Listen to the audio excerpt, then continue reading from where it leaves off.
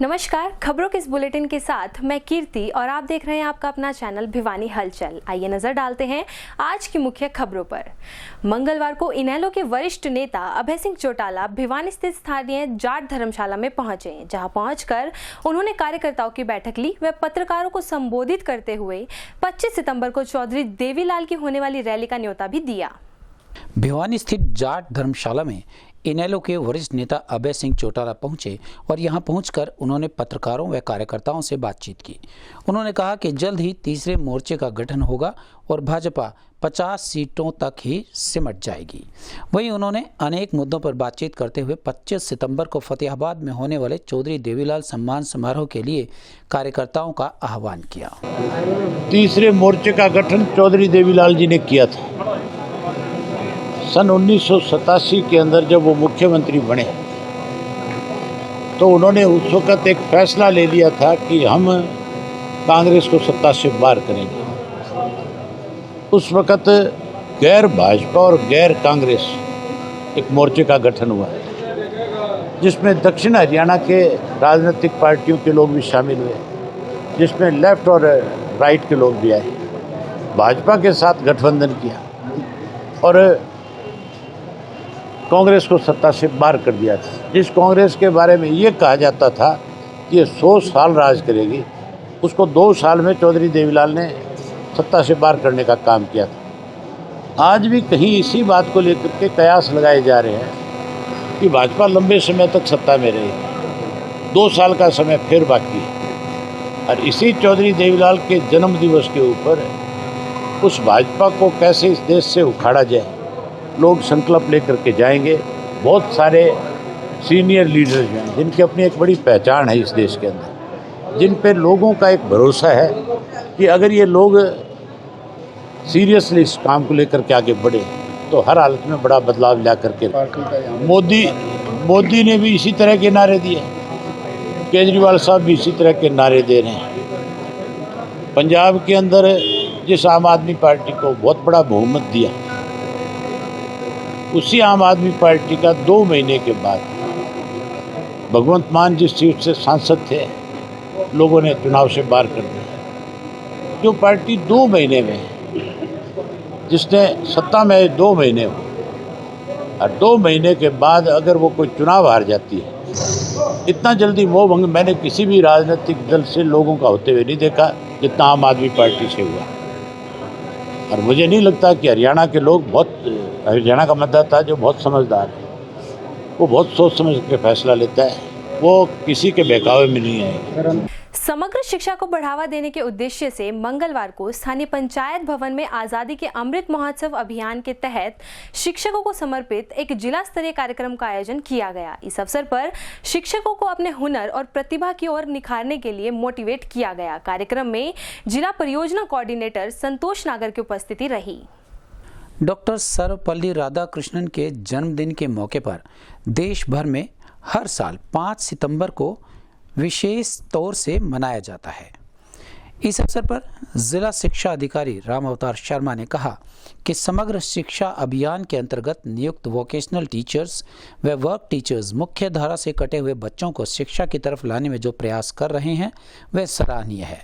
उन्होंने कहा कि ऐसे कई उदाहरण सामने आए हैं जिसमें स्पेशल बच्चों व मुख्य धारा से कटे हुए बच्चों को पारंपरिक शिक्षा के दायरे में लाने में इन अध्यापकों ने अहम भूमिका निभाई है। वहीं समग्र शिक्षा अभियान के जिला परियोजना कोऑर्डिनेटर श्रीमती संतोष नागर ने कार्यक्रम में समग्र शिक्षा अभियान के अंतर्गत चलाए जा रहे कार्यक्रमों की विस्तृत जानकारी दी। उन्होंने कहा कि इस अभियान के तहत बच्चों को न सिर्फ शिक्षा की मुख्य धारा में जोड़ा जा रहा है, बल्कि मुख्य धारा से जुड़े विद्यार्थियों को वोकेशनल ट्रेनिंग के माध्यम से रोजगार परक शिक्षा भी दी जा रही है। यह गौरव की बात है कि 70 से 80% बच्चे इन प्रशिक्षणों के बाद या तो अपना रोजगार कर रहे हैं या उनकी किसी संस्थान में नौकरी लग चुकी है। आज जो है ये शिक्षक अभिवादन दिवस बनाया जा रहा है, जो कि 5 सितंबर को शिक्षक दिवस की मनाया जाता है। और ये हमारी समग्र शिक्षा अभियान की एक बहुत ही अनूठी पहल है, जिसमें कि हमारे समग्र शिक्षा के अंतर्गत जब सभी जितने भी हमारे कॉन्ट्रैक्ट बेसिस के टीचर्स हैं, वोकेशनल टीचर्स हैं, ABRC हैं, BRP हैं, वॉलंटियर्स हैं, BT हैं, IT प्रोफेशनल के हैं, स्किल डेवलपमेंट के हैं, सभी को आज जो है हमने यहाँ पे बुलाया है और इनके अभिवादन में एक पूरा दिन आज उनके कार्यक्रम में हमने लगाया है। इसके अंतर्गत जो है इन्हें एक उड़ान नाम के एक आउट ऑफ स्कूल की फिल्म दिखाई गई है, मोटिवेशनल स्पीकर बुलाया गया है जो इन्हें मोटिवेट करेंगे, और इसके अलावा जो है यहाँ पे हमारे जो है क्या क्या हमारी गतिविधियाँ हैं उनके बारे में अवगत कराया जाएगा,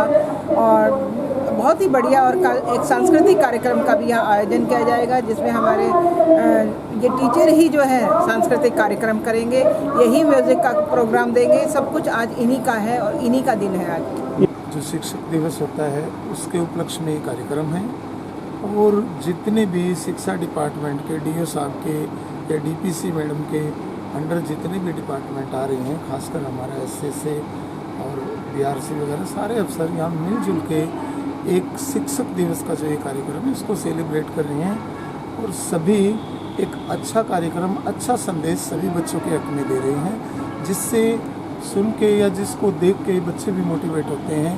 और सभी टीचरों का काम यहाँ सराहनीय भी है, और आगे भी इनकी बहुत अच्छी प्लानिंग है जिनसे बच्चों को फ़ायदा होगा शिक्षा के क्षेत्र में। क्या नाम है जी और क्या कैसा लग रहा है? सर, मेरा नाम मास्टर रमेश है। मैं गवर्नमेंट मॉडल संस्कृति स्कूल में संगीत का अध्यापक हूँ, और यहाँ हमारे अफसरों ने हम सभी टीचर्स को कुछ दायित्व दिए, कुछ काम दिए हैं। म्यूजिक वाले को म्यूजिक का काम दिया है, जो गायन के हैं गायन का दिया है, और भी जो टीचर आर्ट एंड क्राफ्ट के हैं, ड्रामा के हैं, या जितने भी अलग अलग विधाओं के टीचर हैं, सब यहाँ अपना अपना प्रोग्राम दे रहे हैं, अपनी अपनी। मैं आर्ट एंड क्राफ्ट के पद पर हेतमपुरा कैरू ब्लॉक में कार्यरत हूँ। आज हमारी आज़ादी का महोत्सव 75वीं वर्षगांठ है, और साथ में शिक्षक दिवस मनाया जा रहा है, और मैंने ये मिट्टी का मॉडल बना के आपके किस चीज़ का मॉडल बनाया जा रहा है? ये महात्मा बुद्ध का मॉडल बनाया गया है। तो क्या मतलब इससे मोटिव क्या उद्देश्य है इसका? उद्देश्य यही है कि अपने सत्य पर रहें। और भिवानी पुलिस द्वारा त्वरित कार्रवाई करते हुए 24 घंटे के अंदर अंदर गवर्नमेंट कॉलेज में लेक्चरर कविता शर्मा का स्कूटी से गिरा हुआ पर्स बरामद किया गया। आपको बता दें कि कल बाजार में पर्स गिरने के बाद महिला ने तुरंत इसकी सूचना DSP वीरेंद्र सिंह को दी, जिस पर कार्रवाई करते हुए DSP ने महिला को उसके 80,000 रुपये नकद व उसका मोबाइल फोन लौटाया गया, जिस पर महिला ने भिवानी पुलिस का धन्यवाद किया। गवर्नमेंट कॉलेज भिवानी में लेक्चरर कविता शर्मा कल बाजार में सामान लेने के लिए गई। रास्ते में उन्होंने अपना पर्स व मोबाइल वगैरह सभी सामान एक बैग में डाल दिया, जिसे उन्होंने स्कूटी के आगे रख लिया। रास्ते में बाजार में उनका पर्स गिर गया, जिसमें नकद राशि व एक मोबाइल फ़ोन और अन्य सामान था। इसकी सूचना उन्होंने तुरंत DSP वीरेंद्र सिंह को दी। घटना की गंभीरता को देखते हुए DSP वीरेंद्र सिंह ने अलग अलग टीम्स का गठन किया, और भिवानी थाना शहर पुलिस ने 24 घंटे के अंदर अंदर महिला का पर्स बरामद कर लिया, जिसमें उसके रुपए और मोबाइल भी मिल गए। DSP वीरेंद्र सिंह ने कहा कि उन्हें कल शाम को कविता शर्मा द्वारा शिकायत दी गई थी कि उनका पर्स कहीं गुम हो गया है। इसी की गंभीरता को देखते हुए पुलिस ने 24 घंटे के अंदर अंदर उनका सामान बरामद कर लिया।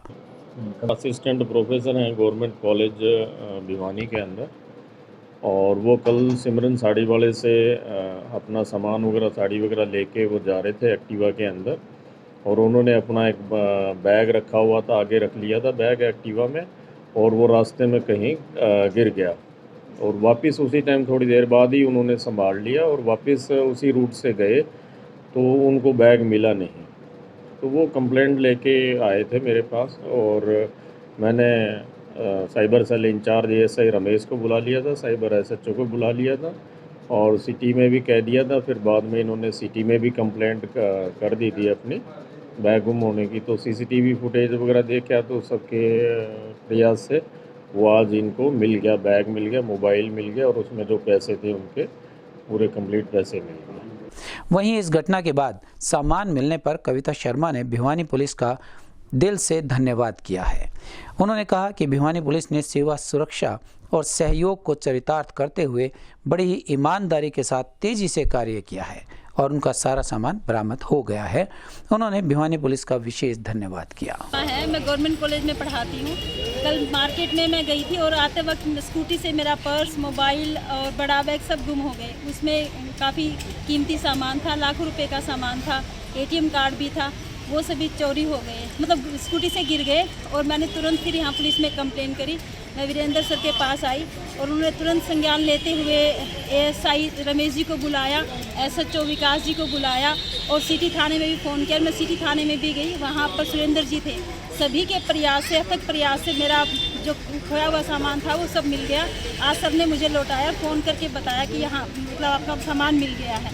मैं पुलिस के लिए और पूरे डिपार्टमेंट के लिए बहुत आभारी हूँ, धन्यवादी हूँ, जो उनके अथक प्रयास से मेरा इतना जो महंगा सामान था वो मिल गया, मेरे रुपये मिल गए, मोबाइल मिल गया, जो मेरे लिए बहुत गर्व की बात है कि हमारी छोटी काशी में, भिवानी में इस तरह का पुलिस प्रशासन है जो आम जनता के लिए बिल्कुल मुस्तैद रहता है और उनकी सेवा के लिए तत्पर है। पुलिस ने ट्रैकिंग करते हुए मेरे इस फ़ोन को खोज लिया और सामान को भी प्राप्त कर लिया। तो मैम अगर कैश की बात करें, कितना कैश था और क्या क्या सामान कीमती थे? उसमें 75,000 रुपये के तो एक थे जी, और 5,000 रुपये एक छोटे पर्स में थे। इस बड़े पर्स के अंदर एक छोटा पर्स था, ATM कार्ड भी था उसी के अंदर, वो सभी मुझे प्राप्त हो गया।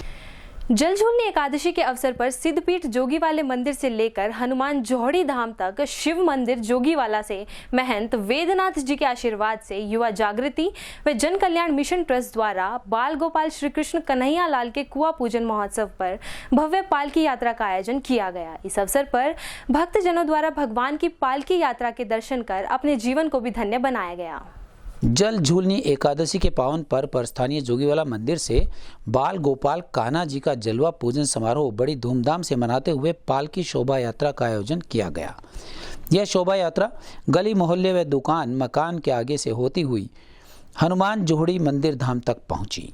वहीं यात्रा के दर्शन करने अनेक लोग पहुंचे और अपने बाल गोपाल के खुशहाली के लिए उन्हें पालकी दर्शन करवाए, ताकि वो राष्ट्रहित, धर्महित, समाज हित में काम करें और उनका जीवन खुशियों से भरा रहे, सुख, समृद्धि, सम्मान मिले, प्रकृति व संस्कृति को बचाने और देश का मान बढ़ाने वाला हो।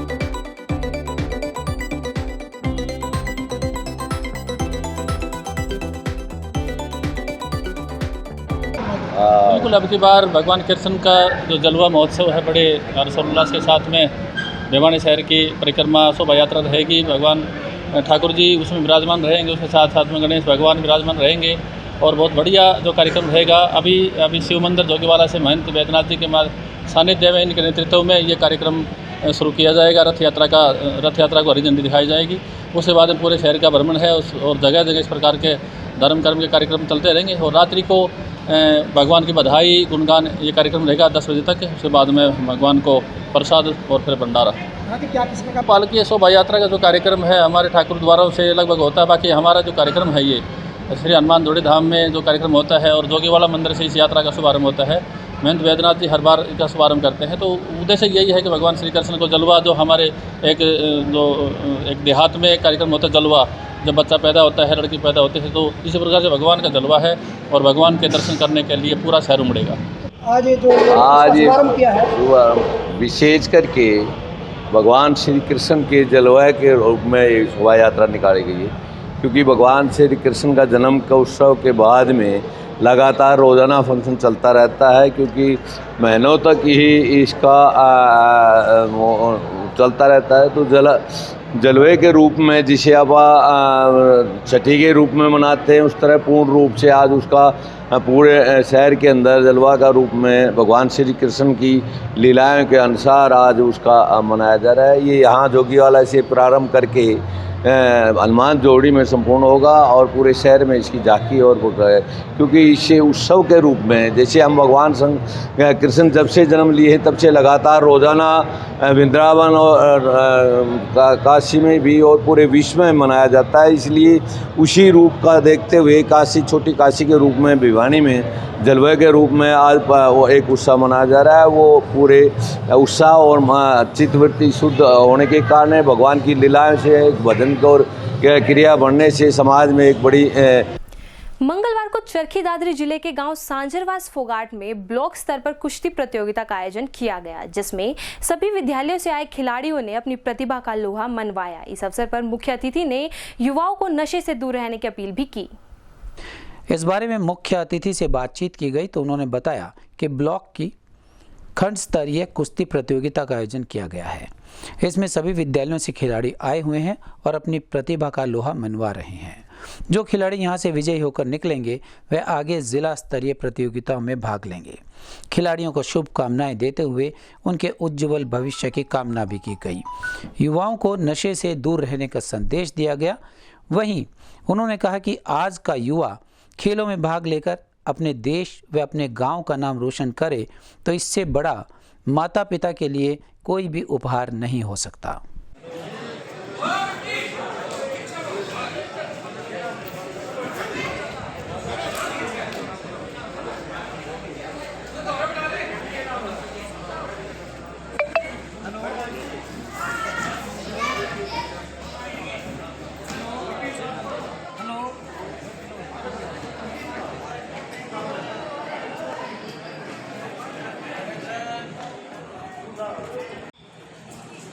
और पुनीत ये भी तैयार रहे भाई।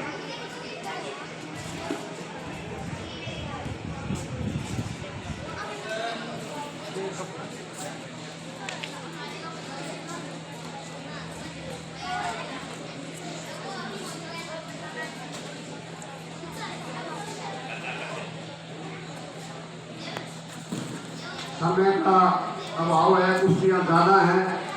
अगली कुश्ती के लिए बच्चों को आशीर्वाद देने के लिए मैं पहले ही नाम बोल रहा हूँ, तैयार रहे। कुश्तियाँ बड़ी लंबी हैं, बड़ी बढ़िया कुश्तियाँ चलेंगी। अजमेर जी, जगमाल जी, प्रीतम प्रधान और जोगीराम जी, ये अगली कुश्ती में बच्चों को आशीर्वाद देने के लिए तैयार रहे। समय का अभाव को देखते हुए आप आशीर्वाद देने वाले पहले ही तैयार रहे। अजमेर, जगमाल, प्रीतम प्रधान और जोगीराम।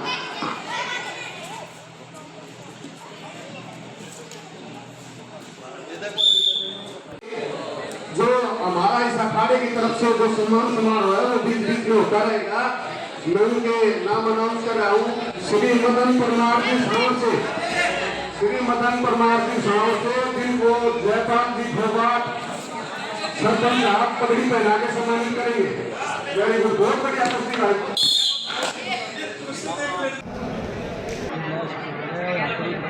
है और बहुत अच्छा यहाँ पे प्रोग्राम किया हुआ है और शुरू में ही आज सेट बना है हमारा और उसी का काम पहली बार कृष्ण जोन की बनाई जा रही है और हर दोनों गाँव का होगा शामिल का यहाँ पर ध्यान उनका पूरा सहयोग है और आगे भी आप काम करते हुए भगवान से अच्छी प्रकार से बढ़ता रहे और यहाँ पर उनका मान सम्मान किया गया है और अंदर भी करते रहेंगे और करेंगे जो पहलवान यहाँ पर कर रहे हैं सुखबीर और सुरेश चला रहे हैं बहुत अच्छी प्रकार चले और ऐसे ही उन्नति करते जाते सुरेश है ये पहलवान इंटरनेशनल पहलवान हुए हैं और ये खाड़ा हमारे सुखबीर पहलवान जी चला रहे हैं दिखाने में बड़ा गाँव की तरफ से साथ ही नरसिंह पहलवान भी खाड़ा चल रहे हैं वहाँ से भी इंटरनेशनल पहलवान निकल करके अपने इंडिया के पहलवान बने हैं और हम सभी को मुबारकबाद देते हैं और ये जो आज कुश्ती हो रही है इसके लिए हम ये कहना चाहते हैं कि ग्रामीण अंचल के इस तरह की कुश्ती करा करके और जो प्रोत्साहित बच्चों को किया सुखबीर पहलवान के प्रयासों से कुश्ती का आयोजन और सरकारी कोचिंग हेमंत जी रेड्डी है और खिलाड़ियों के लिए भी और व्यायामशाला के लिए बड़ी खुशखबरी है भाई, ध्यान से सुनना। श्री हरजीत लीवड़ी जो हमारे गाँव में आ रहे हैं आज के दिन, ये हमारे गांव का सौभाग्य है कि इंटरनेशनल नेशनल और हरियाणा के लिए उनके तो बहुत प्लेयर कुश्ती के हैं आज के दिन और सुखबीर अथक प्रयास कर रहा है। मंगलवार को 25 अगस्त से लापता कांस्टेबल जसवीर मोर, जिसकी पोस्टिंग तोशाम पुलिस लाइन में थी, उसका जल्द से जल्द पता लगाने की मांग को लेकर गांव बास बादशाहपुर तहसील जिला हिसार के ग्रामीण स्थानीय लघु सचिवालय स्थित एसपी ऑफिस पहुंचे। यहां पहुंचकर उन्होंने प्रशासन से लापरवाही न बरतते हुए मामले की जांच करने की अपील की। इस बारे में बताया गया कि उनका भाई तोशाम थाने में बतौर हेड कांस्टेबल के पद पर कार्यरत है और दिनांक 25 मार्च 2022 को तोशाम थाने से कोर्ट से संबंधित समन लेकर भिवानी आया। उसके बाद रोहतक गया और इसके बाद उनके भाई का कोई पता नहीं चला। उन्होंने बताया कि मैंने और मेरे परिवार वालों ने अनेक जगह पर पूछताछ की, लेकिन कहीं से भी कुछ भी मालूम नहीं चला। उनका कहना था कि तोशाम थाने में FIR भी दर्ज करवाई गई, लेकिन आज तक उनके भाई का पता नहीं चल पाया है। भाई लापता है, जिसकी वजह से परिवार का बुरा हाल है। वहीं उनकी यह भी शिकायत रही कि प्रशासन की तरफ से कोई संतोषजनक कार्रवाई नहीं की गई है। इसीलिए उन्होंने प्रशासन से एक बार फिर से गुहार लगाई है कि उनके भाई के बारे में जल्द से जल्द पता लगाया जाए। गाँव बास हमारा एक भाई है जसवीर सिंह, पुलिस में हेड कांस्टेबल है। वो पिछले 10-12 दिन लापता है।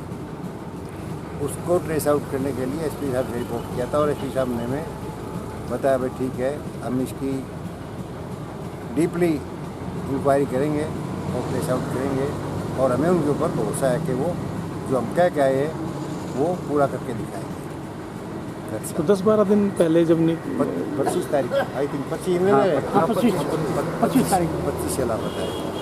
तो किस काम के लिए निकले? ड्यूटी के लिए निकले थे? ऑफिशियल ड्यूटी के लिए निकले, सम्मान वगैरह। तो कहाँ से लापता हो रहे हैं? कहाँ से लापता हो रहे हैं? लास्ट वो CCTV में दादरी में देखे गए। आफ्टर दैट उसका कहीं पता नहीं, न उसका कोई फ़ोन मिल रहा है। एसपी साहब से मिलने आए थे मेरे बड़े भाई हैं जसवीर मोर, जो 25 तारीख से लापता है। 25 तारीख से सम्मन लेके गए थे रोहतक के लिए तोशाम थाना से, जो आज तक उनका कोई पता नहीं, कोई मैसेज नहीं मिला। आज एसपी साहब ने क्या आश्वासन दिया? एसपी साहब ने तो आश्वासन यही दिया कि हम कार्रवाई कर रहे हैं, ढूंढेंगे, यही आश्वासन मिल रहा है। और बाकी कोई अच्छा रिस्पॉन्स नहीं मिल रहा, आश्वासन नहीं मिल रहा। आज ये हमारे गांव से पूरी पंचायत आई हुई है। ये हमारे भाई हैं, ये भाई हैं हमारे, ये भाई हैं, वो सरपंच साहब हमारे, वो हमारे प्रधान जी हैं, वो पहले बोले इंदर मोर आपके प्रधान हमारे, और वो सरपंच साहब हैं। ये हमारा पूरी पंचायत आई हुई है गाँव से। एक सरपंच तीर्थराम, हमारा भाई था जसवीर मोर, वो 25 तारीख से लापता है, उसका कोई अता पता नहीं है। और पुलिस की जो है ढीली कार्रवाई अब तक। आगे हम एसपी साहब से मिले थे, आगे देखो क्या बढ़ोतरी हो। हम एक हफ्ते का वेट करेंगे, एक हफ्ते बाद अगर नहीं हुई तो फिर मिलेंगे इसके हिसाब से, उसके बाद कुछ करेंगे। आज स्थानीय वंदना अस्पताल परिसर में शिक्षक अभिनंदन कार्यक्रम का आयोजन किया गया। इस अवसर पर गुरु बने शिष्यों को शिक्षक सम्मान से नवाजा गया व उनके उज्जवल भविष्य की कामना भी की गई। स्थानीय वंदना अस्पताल परिसर में शिक्षक अभिनंदन कार्यक्रम आयोजित हुआ, जिसकी विशेषता रही कि जो शिष्य किसी समय में आर्थिक अभाव में जीवन यापन करते थे, परंतु कड़ी मेहनत के बलबूते पर उन्होंने इस बाधा को पार किया और अब समाज में एक अनुकरणीय उदाहरण पेश करते हुए एक स्थापित शिक्षक व गुरु हैं। चाहे वह नृत्य, गायन, नाटक या अध्यापन क्षेत्र हो, उनका नाम सम्मान से याद किया जाता है। राज्य नटराज कला मंच, लायंस क्लब, राज्य IMA हरियाणा 2021 के अध्यक्ष डॉक्टर कर्ण पुनिया, डॉक्टर वंदना पुनिया, डॉक्टर रमेश खासा, डॉक्टर आनंद कमल, डॉक्टर किरोड़ीमल गोयल व नीतू गोयल ने अनेक शिक्षकों को शिक्षक दिवस के पावन अवसर पर सम्मानित किया। गौरतलब है कि प्रतिवर्ष डॉक्टर कर्ण पुनिया व वंदना पुनिया इस पावन दिवस पर समारोह का आयोजन कर शिक्षकों का सम्मान करते हैं। इस बारे में उन्होंने विस्तार से जानकारी भी दी। देखिए, शिक्षक दिवस हमें हर साल हम मनाते हैं, लेकिन ये समय हमें समझा रहा है कि जो बच्चे कभी किसी वक्त में शिक्षा ग्रहण करते थे, आज वो इस काबिल हो गए हैं कि वो समाज में शिक्षा प्रदान कर रहे हैं। किसी भी क्षेत्र में हो, शिक्षा का क्षेत्र हो, खेल का क्षेत्र हो, गायन क्षेत्र हो, नृत्य क्षेत्र हो, तो ये तीनों संस्थाओं ने मिलकर इस बार यूँ सोचा गया कि हम उनको प्रोत्साहित करें और आगे चल के वो जो कमियां उन्होंने अपने जीवन में अनुभव करी, जो ज्ञान उन्होंने उन अभाव की अवस्था में भी प्राप्त किया, वो समाज में वो दे सकें। उसमें मैं मुख्यतः नाम लेना चाहूँगी सोनू रुंझिया का, प्रवीण गर्ग का, मनोज का, और मैं बहुत ही मुझे खुशी हो रही है ये बताते हुए भी कि उनका जो सम्मान हुआ है वो उन शिक्षकों द्वारा हुआ है जिन्हें हम कह रहे हैं कि सालों से ये देखते आ रहे हैं कि वो भिवानी के अंदर शिक्षा का प्रसार और प्रचार करते हैं। भिवानी के गांव प्रेमनगर में तेज रफ्तार मोटरसाइकिल ने इलेक्ट्रिक स्कूटी को टक्कर मार दी। हादसे में स्कूटी पर सवार रिटायर्ड इंस्पेक्टर जंगीर सिंह पुत्र फूल सिंह की मौत हो गई। वहीं पुलिस ने परिजनों के बयान के आधार पर अज्ञात वाहन चालक के खिलाफ मामला दर्ज कर आगामी कार्रवाई शुरू कर दी है। सड़क हादसे में एक और जान गई। भिवानी के गांव प्रेमनगर क्षेत्र में हुआ यूं कि तेज रफ्तार मोटरसाइकिल की टक्कर इलेक्ट्रिक स्कूटी से हुई और इस हादसे में स्कूटी सवार गंभीर रूप से घायल हो गया, जिसे इलाज के लिए सामान्य अस्पताल ले जाया गया, लेकिन चिकित्सकों ने उसे मृत घोषित कर दिया। वहीं पुलिस ने परिजनों के बयान के आधार पर अज्ञात वाहन चालक के खिलाफ मामला दर्ज कर अपनी कार्यवाही शुरू कर दी। दिनांक 5/9/2022 को शाम को करीब 6 बजे ब्रॉड डेड रुक्का सिविल हॉस्पिटल भिवानी से प्राप्त होने पर मैं सिविल हॉस्पिटल भिवानी पहुंचकर मृतक बारे पता चली कि जो मृतक जंगीर पुत्र फूल सिंह निवासी प्रेमनगर, जो हमारे हरियाणा पुलिस से रिटायर्ड इंस्पेक्टर थे, जिनकी एक्सीडेंट के दौरान मौत हो गई है। और कल एक्सीडेंट जो आरोपी है उसके खिलाफ अभियोग दर्ज कर दिया गया है। तफ्तीश जारी है, जैसी भी कार्रवाई होगी आरोपी को सिगारत ही सिगार गिरफ्तार करके चालान माननीय न्यायालय में दिया जाएगा। किस प्रकार घटना घटी सर? वो मृतक जंगीर सिंह अपने घर से अपनी इलेक्ट्रिक स्कूटी लेकर गांव में इंजेक्शन लगवाने के लिए डॉक्टर साहब के पास गए थे। जो ही उन्होंने अपने घर से निकल गए, उनका रोड पे ही घर है, तो जो ही स्कूटी अपनी रोड के ऊपर क्रॉस किए, जाटुलवारी की तरफ से, प्रेमनगर की तरफ से एक मोटरसाइकिल, नाम पता ना मालूम था, उन्होंने सीधी टक्कर मारी। जो मृतक जंगीर सिंह रोड पे उनका सिर लगा, जिससे उनकी इलाज के दौरान सिविल हॉस्पिटल भिवानी में डेथ हो गई। कार्रवाई अमल में लाई जा रही है और दाह संस्कार के लिए पोस्टमार्टम करवाकर हवाले वारसान की गई है बॉडी। मौसम की जानकारी देते हुए कृषि विज्ञान केंद्र के डॉक्टर देवीलाल ने बताया कि 1 नवंबर तक मौसम के शुष्क रहने की संभावना है। इस दौरान अधिकतम तापमान 35 से 38 डिग्री सेल्सियस और न्यूनतम तापमान 26 से 27 डिग्री सेल्सियस के बीच रह सकता है। इस अवसर पर उन्होंने किसानों को मौसम को ध्यान में रखते हुए फसल की देखरेख करने की सलाह भी दी। कृषि वैज्ञानिक का कहना था कि किसानों को सलाह दी जाती है कि वे हर बारिश के बाद निराई गुड़ाई करें और जब उन्हें गुलाबी सुंडी दिखाई दे तो 12 से 15 दिनों के बाद प्रोफेनोस 50 EC 3 मिलीलीटर पानी की एक स्प्रे और अगला spray Kunal force 20 AF 4 millilitre का छिड़काव करें। वहीं चावल की फसल में तना छेदक की घटनाओं के लिए यह समय महत्वपूर्ण है। किसानों को सलाह दी जाती है कि रोपाई के 30 और 50 दिनों के बाद जब सफ़ेद बाली दिखाई दे तो फिर रेत में मिलाकर दवाई का छिड़काव करें। वहीं किसानों को यह भी सलाह दी जाती है कि वे नियमित रूप से अपने ग्वार के खेत की निगरानी करें क्योंकि यह समय बैक्टीरियल ब्लाइट की घटनाओं के लिए अनुकूल है। क्या कहेंगे मौसम के हिसाब से गर्मी पड़ रही है?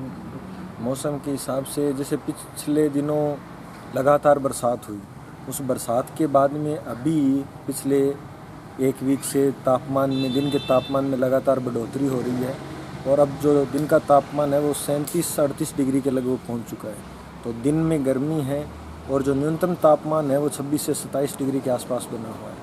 तो इस जो बरसात के बाद ये जो एकदम से तापमान में बढ़ोतरी हुई है, इससे फसलों में पानी की जो मांग है वो भी बढ़ी है और जो पानी की कमी भी देखी जा रही है। तो किसान समय पर अपनी फसल को सिंचाई दें और अभी आने वाले एक सप्ताह के दौरान 10 तारीख तक जो है वो अभी मौसम के शुष्क रहने की संभावना है। कुछ 1-2 स्थानों पर हल्की छिटपुट बूंदाबांदी की संभावना है, लेकिन भिवानी और चरखी दादरी इन दोनों डिस्ट्रिक्ट में शुष्क रहने की संभावना है। तो किसान भाइयों से यही आग्रह है कि इस दौरान कीट एवं बीमारियों का प्रकोप भी इस टाइम ज़्यादा रहता है, तो आप बारिश कर सकते हो। अभी अगले 4 से 5 दिन के दौरान मौसम शुष्क रहेगा। बारिश की संभावना भी 10 तारीख तक नहीं है, 10 के बाद में संभावना बन सकती है, लेकिन 10 तारीख तक मौसम है वो शुष्क रहेगा। तो किसानों को क्या सलाह दी गई है? किसानों को सलाह यही दे रहे हैं कि अभी जो मौसम है इसमें कीट बीमारियों, जैसे कि एकदम से तापमान में बढ़ोतरी हुई है तो कपास में पैराविल्ट की भी समस्या देखी गई है। कुछ किसान भाई आज भी आए थे, तो उन किसानों से यही आग्रह है कि जब मौसम पहले ठंडा हो और बाद में एकदम से तापमान में बढ़ोतरी होती है तो उसमें कीट एवं बीमारियों का प्रकोप भी बढ़ता है। तो किसान भाई जो है वो कृषि विज्ञान केंद्र के वैज्ञानिकों से सलाह करके ही अपने उपचार करें।